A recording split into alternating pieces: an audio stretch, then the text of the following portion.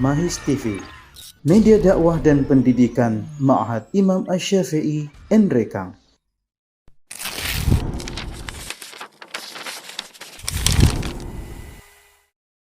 Untuk perhatikan di sini. Yang keempat, orang yang sibuk dengan dunia, mencintai dunia, dia terhalang dari mengerjakan apa yang bermanfaat. Antum lihat orang-orang yang sibuk kerja, sibuk dagang, sibuk usaha, dan cinta dia kepada dunia, nggak sempat dia. Untuk ngaji nggak sempat, untuk nuntut ilmu nggak sempat, untuk baca Al-Quran nggak sempat, untuk silaturahim kepada orang tuanya nggak sempat, untuk berbuat baik kepada istri anaknya juga nggak sempat. Sedikit sekali mereka kumpul dengan keluarganya, sibuk dengan kerjaan. Sudah kerja dari pagi sampai sore, pakai lembur lagi. Padahal itu juga nggak kaya-kaya, tetap segitu. Cuma yang dikorbankan apa? Pengajian dikorbankan, baca Quran dikorbankan. Bahkan ada yang sholat dikorbankan oleh dia. Sebelum subuh berangkat, sebelum subuh untuk ngejar kerjaan ini, untuk dagang sebelum subuh berangkat. Sholat subuhnya di mana? Kalau kita berangkat, umpamanya saya dari Bogor ya, ke Jakarta, sebelum subuh saya berangkat. Itu di tol ada musola. Ribuan mobil yang lewat, paling cuma berapa orang yang mampir sholat. Itu bisa kelihatan. Apa yang dikejar oleh mereka? Yang dikejar apa? Padahal nggak seberapa, dunia seisinya nggak ada harganya sama sekali. Seandainya orang mendapatkan gaji 1 miliar, 1 miliar. Bukan 5 juta, bukan 10 juta. 1 miliar, gak ada artinya apa-apa.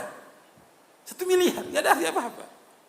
Atas 100 miliar dia punya uang, gak ada artinya apa-apa. Makanya kita jangan terpesona dengan orang-orang kaya. Kita ini kadang-kadang sibuk melihat orang kaya. Masya Allah, luar biasa. Gak ada artinya apa-apa. Makanya kita ini kalau sudah tahu tentang hakikat dunia, kita akan menghormati orang-orang yang berilmu. Kita menghormati orang-orang yang taat kepada Allah. Kita mencintai mereka, bukan menghormati orang-orang kaya. Orang kaya nggak ada arti apa-apa.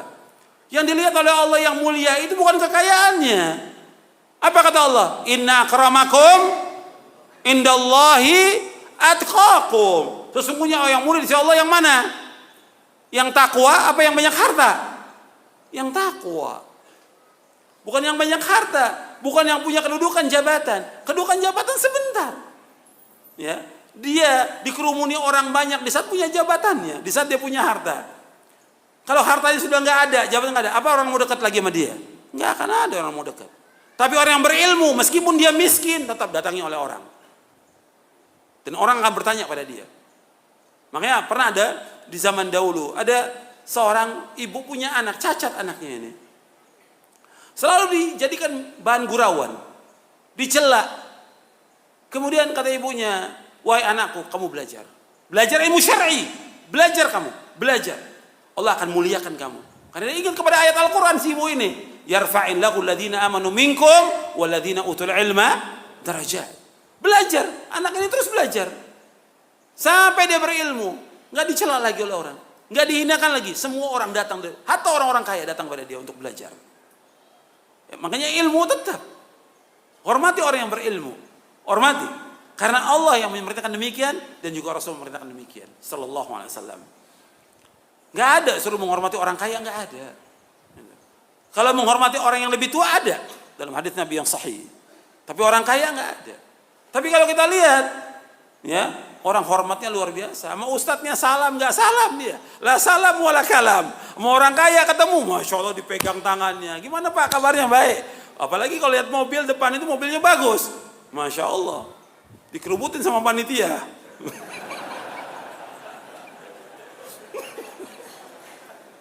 Allahul musta'an. Jadi dilihat oleh manusia orang kaya. Orang kaya yang dilihat. Dan itu kenyataan semuanya. Hatta dalam pandangan sebagian ustadz juga ya.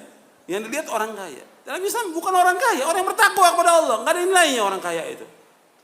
Makanya kalau kita sudah tahu hakikat dunia, nggak ada artinya orang-orang itu. Dia ajak mereka untuk ngaji, udah. Kita hanya mengajak mereka untuk ibadah kepada Allah. Sudah kita ajak mereka. Kalau mereka dari hartanya mau bantu masjid, mau bantu pondok, buat dia, bukan buat kita. Bukan buat pribadi kita, buat dia di akhirat pahalanya, bukan buat kita. Kita hanya mengajak. Tapi jangan kemudian kita dekati orang-orang kaya itu sampai kita tunduk pada mereka, jadi budaknya mereka. Nggak boleh dalam Islam. Banyak yang jadi budak, termasuk ustadz banyak yang jadi budak orang kaya. Bodoh. Gitu. Nggak boleh dalam Islam. Diajak mereka untuk ngaji, memahami tentang agama yang hak, agar mereka faham tentang Islam, melaksanakan Quran dan Sunnah. Sampai si ustadz nggak berani negor si orang kaya ini yang jelas melanggar syariat, berbuat maksiat. Karena apa? Uangnya dibeli hatinya dengan uangnya, nggak boleh dalam Islam. Makanya ingat, kita jangan sampai terhalang daripada akhirat ini dengan adanya orang-orang kaya. Saya kembali kepada yang tadi, kata Ibnu Qayyim, orang yang cinta dunia, dia sibuk dengan dunia, sibuk sudah luar biasa dengan dunia ini. Sehingga apa? Nggak sempat ngaji. Anda bisa lihat, bukan mereka nggak ada waktu hari Ahad ini libur, bukan mereka nggak ada waktu. Jutaan manusia punya waktu mereka, tapi mereka nggak gunakan waktunya untuk ibadah kepada Allah. Nggak digunakan untuk mengaji, nuntut ilmu, untuk baca Al-Quran, baca buku yang bermanfaat, untuk silaturahim kepada orang tuanya yang melahirkan dia dan mengurus dia, berbakti pada orang tua. Nggak ada, nggak digunakan oleh dia. Makanya melalui justru dia di sini sebutkan membuat manusia tidak sempat terhalang melakukan sesuatu yang manfaat bagi dia di akhirat. Akibat apa? Kesibukan dunia. Banyak yang manfaat buat dia ditinggalkan. Padahal yang kita cari semua yang manfaat. Nuntut ilmu bermanfaat. Baca Al-Quran manfaat. Silaturahim kepada orang tua manfaat. Dan yang lainnya lagi. Itu banyak tidak digunakan oleh mereka.